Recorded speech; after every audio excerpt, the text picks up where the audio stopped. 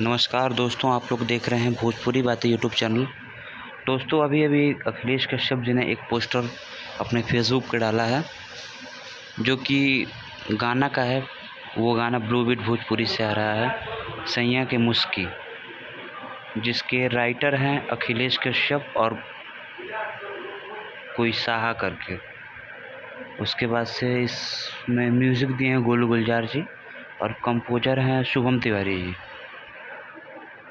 दोस्तों, अखिलेश कश्यप का गाना आप लोग जानते ही हैं कैसा होता है, अच्छा ही होगा।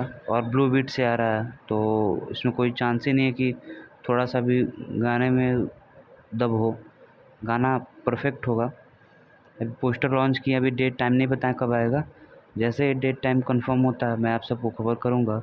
तब तक के लिए देखिए ये खास रिपोर्ट और पोस्टर को खूब शेयर कीजिए कि जिसे ना पता हो उसको भी पता चल जाए। और जिसे भी आगे कुछ खबर आता है मैं आप सबको बताऊंगा, क्योंकि ऐसे बताना अच्छा नहीं रहता है जब तक कुछ पक्का खबर ना हो। तो गाना ब्लू बीट भोजपुरी से आएगा। तब तक के लिए जय हिंद, जय भोजपुरी।